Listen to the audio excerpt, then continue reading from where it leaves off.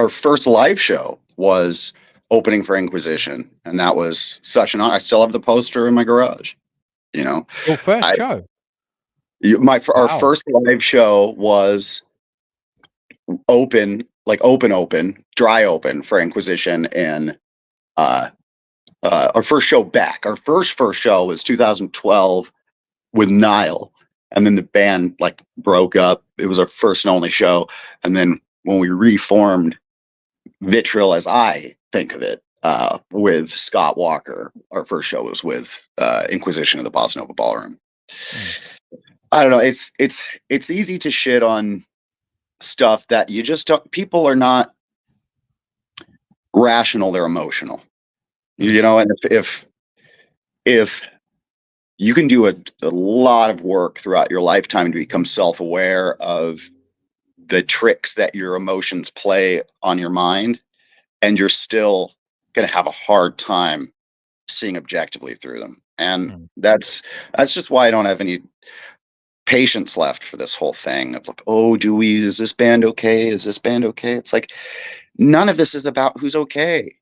This is Mm. about who's convenient enough to dislike, Yeah. right? Who's what's going to cost you the least amount of your own personal joy. Like, I get it. You don't like Burzum anyway. It sounds like Mm. goblin music to you.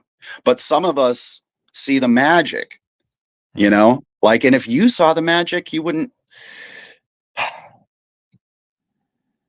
If you have an issue with someone wearing a Burzum t-shirt and you watch a Mel Gibson movie, go fuck yourself. Yeah, That's 100%. it. I Just was go just about to fuck say yourself. too, you go back through the history books and read up about countless famous composers. I mean, composers that are held up in the world of classical music as, the most influential, Beethoven, Bach, Mozart. There are massive scandals in their history of varying shapes and sizes.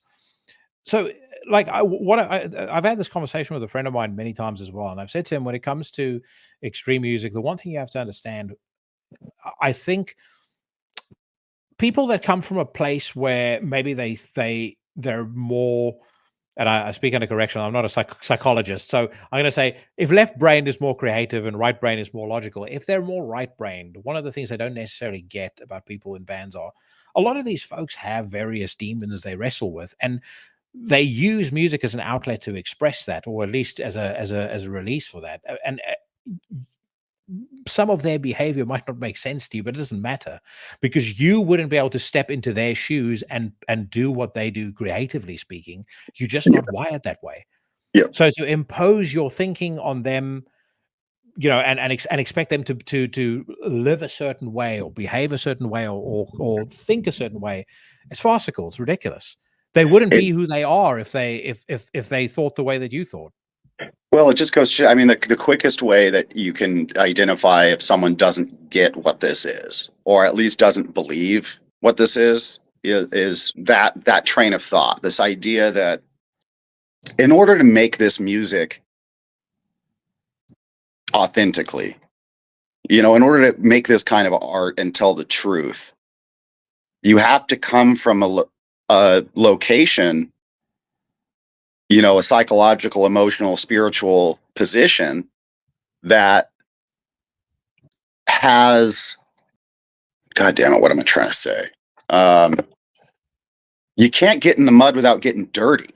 You know Yeah. what I mean? And Yeah. anybody who thinks that they get something from this kind of art, um, while wanting to have your cake and eat it too, so to speak, to sanitize the identities of the people. Um, Look, I'm not saying give reckless permission to people that make metal you like, Yeah. but I'm Yeah. saying be a grown up and understand that, like, yeah, the guy who made 8 albums about murdering women, like, hit his wife once. Yeah. Don't be shocked by that. You know Yeah. what I mean? Like, then don't listen to this fucking music. Mm. You know what I mean? Like, don't, because people are working shit out, man. And they're not. It just shocks me. It shocks me how little people understand how real this is for so many of us. Mm. And it's really frustrating. You don't have to get it. People like you and I, we're used to people not getting it, but don't like come into our house and tell us that we don't get it. You Yeah. know what I mean? Tell us, don't come into our house and tell us you don't like the color of the drapes. It's like, Exactly.